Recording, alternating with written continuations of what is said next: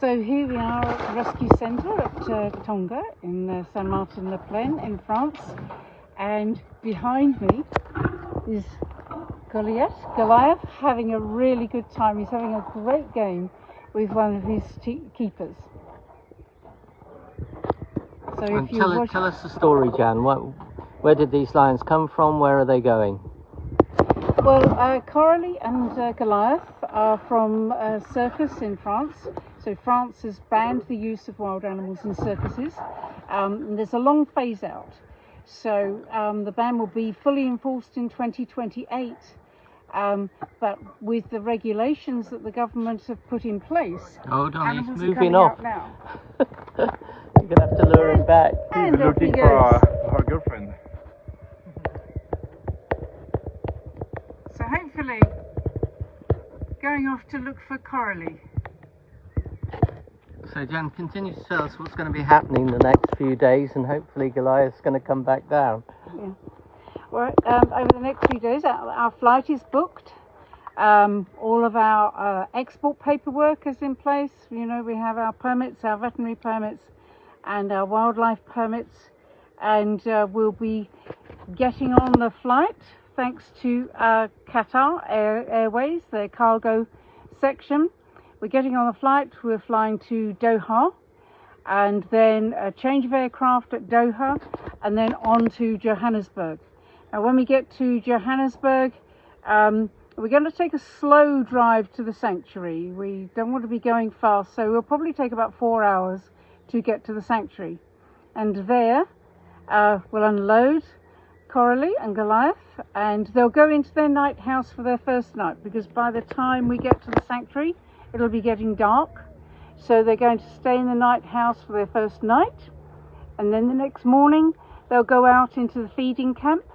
Our feeding camps are about 20 by 20 meters, and they'll stay in there. We'll watch them for a day, see how they do, and if everything looks good, then we'll open them up into the main enclosure, which is about 2.5 acres. So hopefully, you know, they'll just see all of the wildlife that they would have grown up with, the wildlife that they would never have seen before. And Coralie's just moving at the top of the enclosure there. So here comes the boss. Here comes the boss, Coralie, and he's rustled her up. Oh, they're coming and down. brought her down.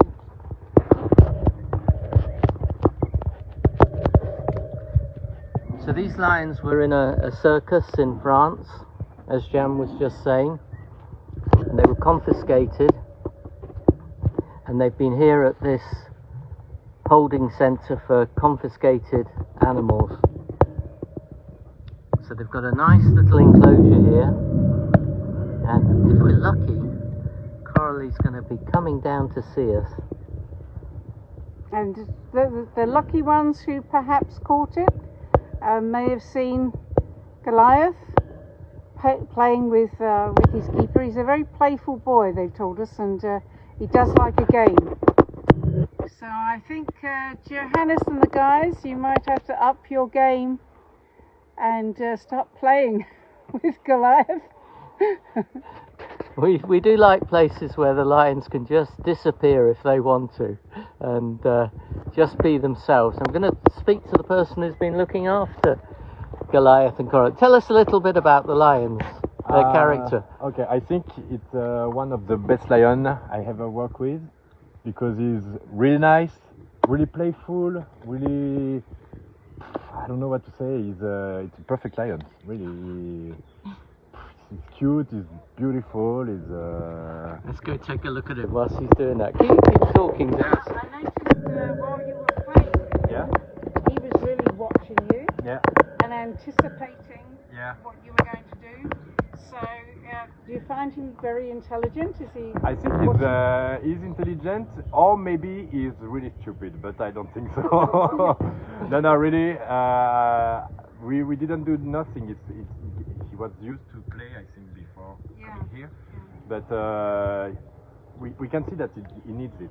So that's why we continue to do it. Not too much, so he can keep kind of like this. But you can see see, you can't play too much with him after he's tired. Yeah. Are you just going to take us up to see Coralie? Yeah. I think as well as the physical exercise is the mental exercise. Yeah. Because he was hunting. Yeah. So that was quite good. Yeah. Yeah, it's for preparation for there because he wants it alive. No, we feed meat that has come from a supplier. Okay. For health reasons, to know. Yeah.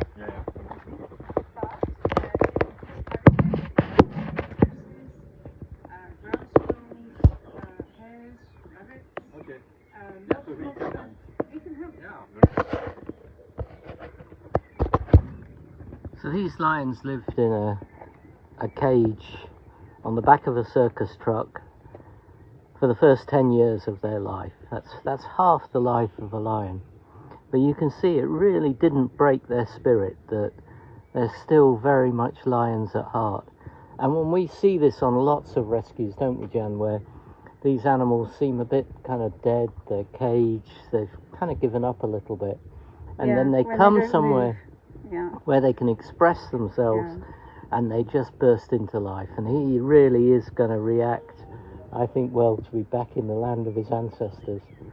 I think he will, Tim, and you know, we were just discussing it. You know, when he was playing, you can see he was using all of those skills that he would if he were hunting, but you know, he was kind of watching his prey, his keeper, and guessing where the keeper's going to go, and you know, figure out. You could see him thinking, and I think that, as we say to people, you know, these are the things that are totally taken away from these animals when they're kept in circuses and in places where they have no enrichment. Lions are very intelligent. They like to explore. They like to work things out. They like to see what's going on in their habitat. All of that is gone. And, you know, if people imagine that if I say to you, okay, I want you to live in your bathroom for the rest of your life. You can have a window and you can look out of the window, but this is your world. You look at the difference between that and animals in the wild, and our animals can never go wild because they've been in circuses, they're inbred, and they're inbred, and they have picked up all kinds of human diseases with their contact with humans, so we can never safely put them into the wild, but we can give them something as close as possible to the life they lost. I just want to say what an important place this is.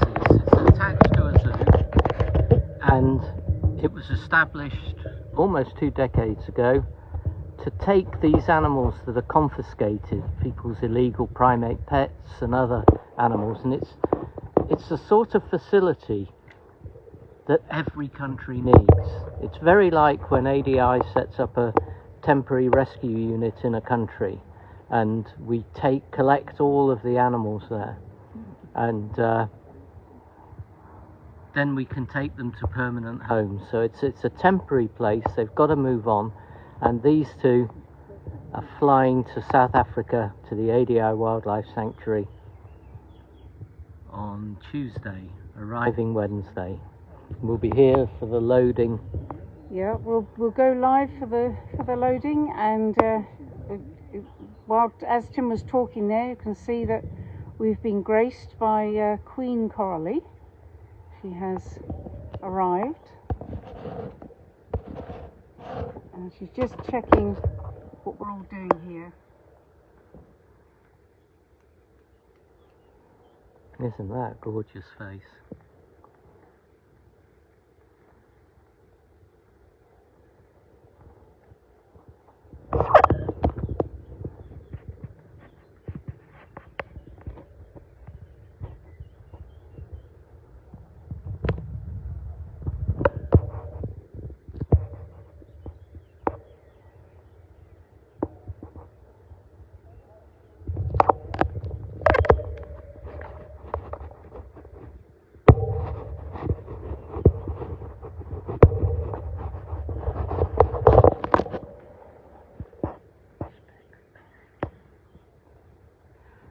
So this is the magnificent Coralie.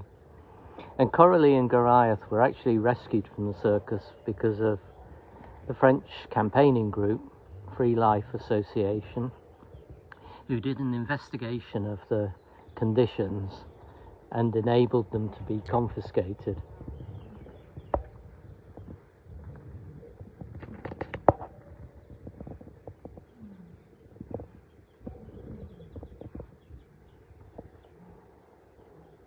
Very peaceful and settled.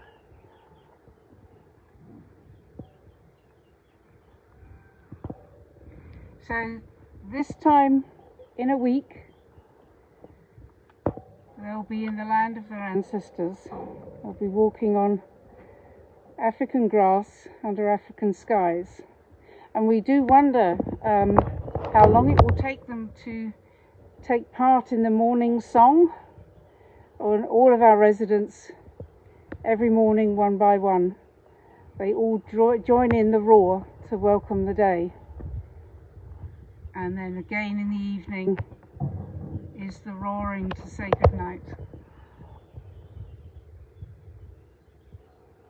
And we're very grateful to Qatar Airways Cargo, who've donated the flights for these lions to get them back to Africa, and for the team that'll be accompanying them, which includes Dr. Peter Caldwell, the vet at the ADI Wildlife Sanctuary. And that's made a huge difference, but we are still fundraising. You'll see the links in the comments. Please, if you can spare the cost of a cup of coffee, what we're looking for now is to look after these animals for another decade. So please, please help. I mean, look at that face. Don't you think she's worth the cost of a cup of coffee to look after her? Who could say no to that face?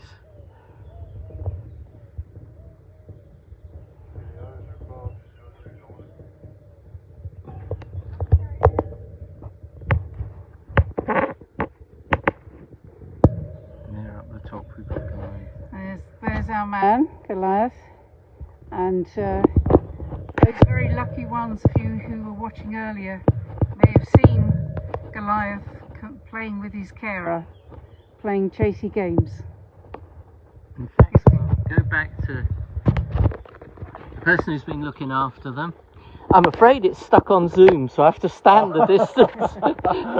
People familiar with ADI Facebook Live will understand that when it's my phone being used, it gets stuck on Zoom. So speak loudly. Tell us a bit. You can repeat some of the things you were saying earlier. What I can say is that Goliath is really a perfect lion. He's really playful, but really, he needs it. He was asking to play every day, but he's also really calm, really nice, and of course beautiful. And Coralie, it's quite different. She's really almost all the time like this, really calm, really quiet. Except sometimes when he wants to play too much. Sometimes she tells him, "Stop it! I want to sleep. Leave me alone." But they are really nice lions. I'm gonna miss them a lot. Is she the boss? Oh, she clearly is the boss. Yeah. No doubt. We find that often happens. And we're not just talking lions. Okay, we're going back to Coralie, the boss of Goliath.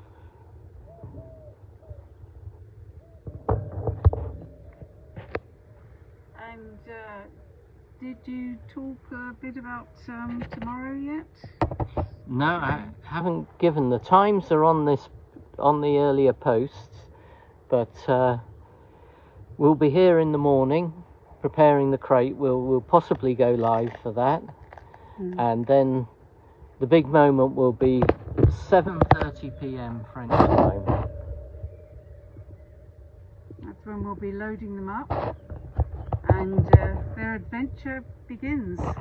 So they'll be driven to Charles de Gaulle Airport, and then they'll fly to Doha in Qatar for an aircraft change, and then all the way down to Johannesburg, And when we land in Johannesburg, it'll take about 2 hours to get them out of the wildlife section to approve their entry into the country.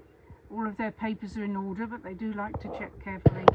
And then we'll take a long, slow drive to the ADI Wildlife Sanctuary. Will take about 4 hours, nice and slow, so that we don't have any injuries on the road. So we'll probably be arriving, we think, in the evening, so they'll go straight into their house at the sanctuary. They'll go into the quarantine unit. So there's a new quarantine unit now, so they'll go into there at first. They'll be in the night house for their first night, and then we'll let them out into the feeding camp in the morning. That's about 20 meters by 20 meters. It'll be about the same size as people are seeing here. Yeah, and then if everything looks okay, they can go into the main habitat, which is about 2.5 acres. And once the vet releases them and their quarantine is okay, they'll go into their permanent habitat. And their permanent habitat is about 8 acres. And they'll have neighbours either side. Probably, I think, Goliath, he might be liked by Africa and Kiara, who at the moment are stuck on Smith, who's next door, but he's a pretty handsome guy, so I think we might see Africa and Kiara in the next habitat along. I'm not sure what Coralie will make of that. But, I think she'll have something to say about it.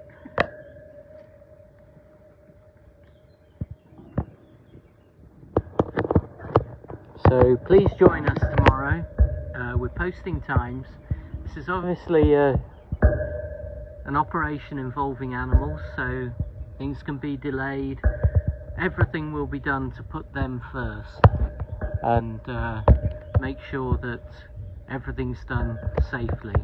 This is an establishment that's moved lots of lions, so we're very confident we're going to have a nice smooth loading. The lions will be sedated to be put in their travel crates. Oh, and she's coming down.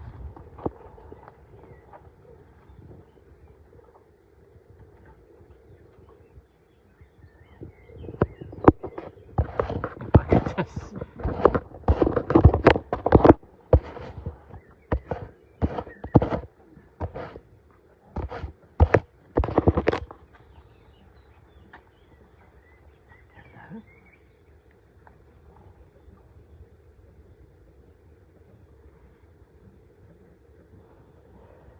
So they probably not enjoy the journey too much, but we think they're going to love it once they're home in Africa. And she's just letting me know if she doesn't want the camera that close. She has her boundaries, Tim. And that's quite right too. So should we say goodnight from Tonga for tonight and see them in the morning?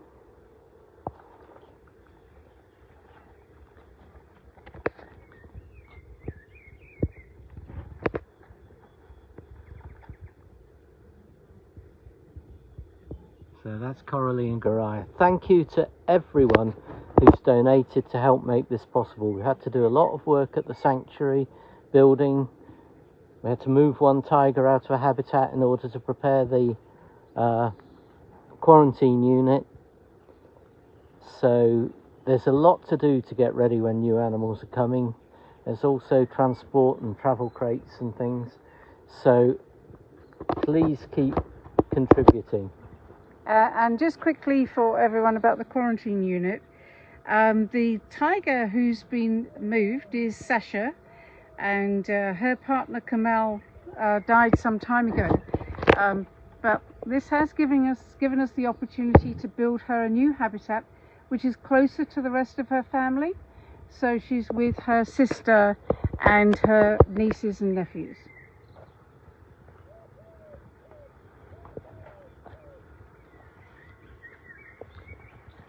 So Jen, do you want to just wrap up there with... I will. Although I'm just getting a little signal that Her Majesty doesn't want me to stand quite so close, so I'll just come here. So it's good night from Coralie in her current home, and good night from Goliath. We'll see you all again tomorrow. We'll be going live throughout their journey all the way to Africa. So stay with us and stay with them, and thank you so much for making this happen for them. And a big thank you to the team here at Tonga for looking after these animals and the other confiscated animals that come through here and go to new homes. What do you think about the fact they're going to Africa? But it's a dream. For me, really, I couldn't imagine better for them. So I'm really, really sad to lose them, but I know it's for the best. So really, it's really motivation for the work. It's perfect. Thank you. Wonderful. And we'll say goodbye to... That's close enough. ...to this lovely Coralie before she growls at me again.